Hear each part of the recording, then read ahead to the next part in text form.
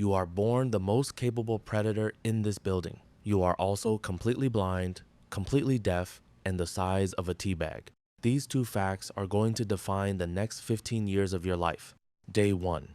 Your eyes are sealed shut and your ears are sealed shut, and the entire world is warmth and smell and the sound of heartbeats. But your nose is already running at full capacity. 40 million scent receptors, more than a human will ever have, reading the air before you have any other way to read anything. You know your mother by smell. You know each sibling by smell. You can track the warmth gradient across the nest to within a centimeter. You are blind, deaf, and helpless. You are also already the most sophisticated chemical detection system in this building.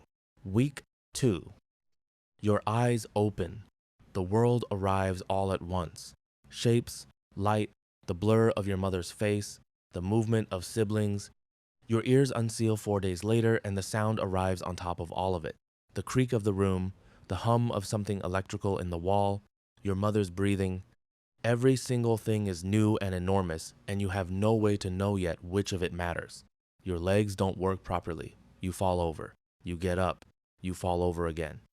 But your paws are already doing something your legs aren't. The kneading reflex, the grip, the reaching. The hunting starts in the paws before it starts anywhere else. Week 4. A piece of fluff moves across the floor. You don't decide anything. Your entire body decides before you do, every system firing simultaneously. Pupils blowing to full black, weight shifting to your back legs, the world narrowing to the movement of that piece of fluff and nothing else. You have never hunted anything. You have never been taught to hunt. Your mother has not shown you a single thing about how this works. You sprint. You catch it in both paws. Your jaw does the bite, the specific neck bite that goes between the vertebrae, the one that ends things fast. The bite your body knew before you had a body to know it with. It is a piece of fluff. You kill it in under a second. Your tail does the slow, deliberate flick that means correct. Everything is installed. Everything works.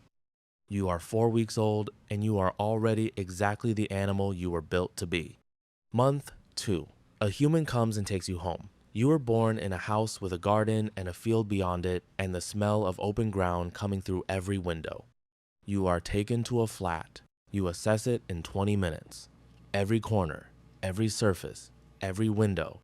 You already know its dimensions. You already know it completely. You sit at the window. Outside, a pigeon on the ledge 2 meters away through the glass. Your jaw starts moving the kill bite, the one that goes between the vertebrae, practicing on air. The pigeon doesn't know you exist. This is your territory now. 60 square meters, one window, one pigeon you cannot reach. Your ancestor chose this. 10,000 years ago, a wildcat walked toward a human settlement and made a calculation: warmth, food, shelter, and walked in. Nobody invited it. The cat decided. This is what it decided for you. Somewhere around month 3, at 2 in the morning, you are going to sprint full speed from the bedroom to the bathroom to the kitchen and back again for no reason the human can see. They are going to film it. They are going to post it. Millions of people are going to watch it and call it the Zoomies and laugh. You are going to be doing that 3 or 4 times a week for the next 15 years. And every single time, there is going to be a reason. The same reason. A reason nobody who filmed it understood. Inside the wall, something is moving. You know exactly what it is. 9 centimeters behind the plaster, moving left toward the skirting board. You can hear its claws on the pipe. You can smell it through the gap. Every system has come online. Pupils blown, ears locked, weight shifted forward, back legs coiled. You are absolutely, completely ready. The wall doesn't open. You sit in front of it for 2 hours. The human waves a hand in front of your face. You don't respond.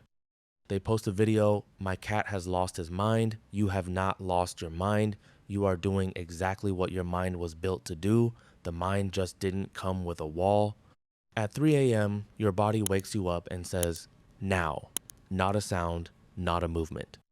Your internal clock, the same one your ancestors have been running for millions of years, has been tracking the dark. And 3 in the morning is when prey is slowest and cats see best. And every chemical in your body is saying the same thing at the same time. Go. You go. Full speed from the bedroom to the hall, off the wall, over the sofa, back to the bedroom, back to the hall. Your heart rate has tripled.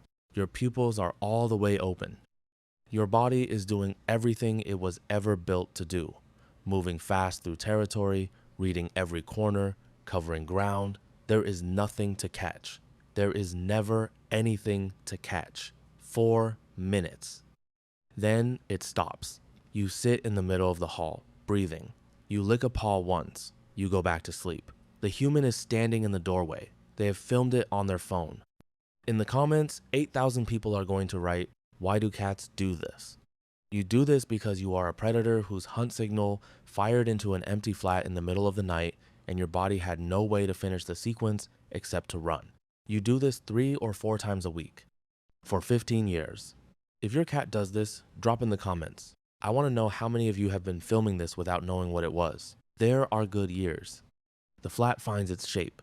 At noon, the sun comes through the south window and hits a specific patch of kitchen floor, and you lie in it for 2 hours, and your body is warm all the way through, and the 3 a.m. signal hasn't fired yet. And the wall is quiet and nothing is wrong. She comes home at 6, you are at the door. She puts her face in your fur. These are the good years. The design is still running. It is just running quietly. You bring her a bird in October, not because you are hungry, because she is part of your territory, and your territory is your family, and your family needs to eat, and this is what you do for family. You spent 40 minutes on this. The stalk in the back garden, real territory, real ground, the first proper hunt you have had since the piece of fluff in week 4. The kill was clean. You placed it on the doormat, arranged correctly, and sat beside it. She comes home and stops in the doorway. You watch her face. This is the moment the provider sees what you have brought, and the effort is recognized. She makes a sound you have not heard before. She does not pick up the bird.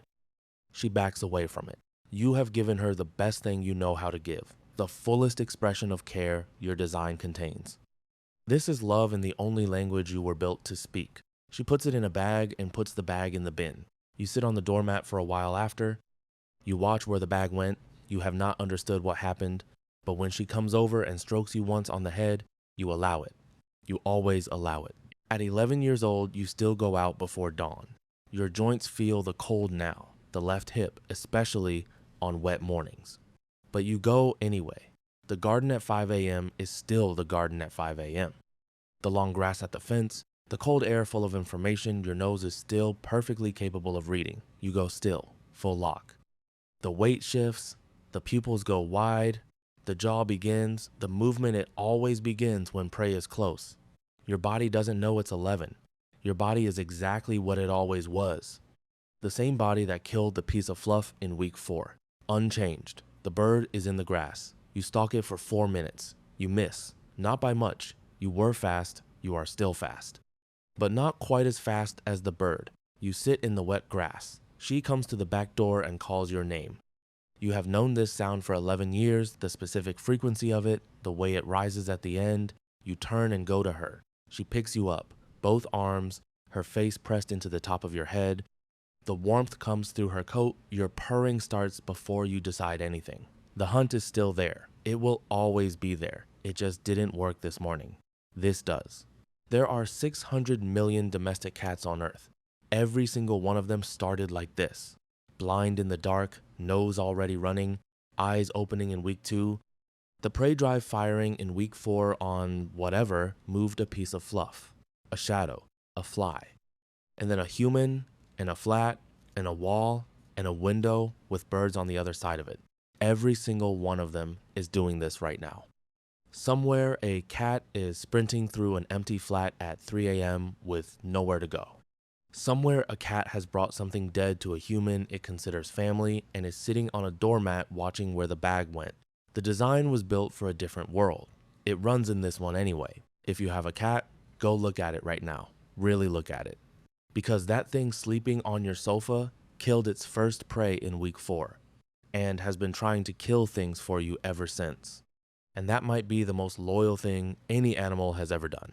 Drop a comment if any of this explains something your cat has been doing for years.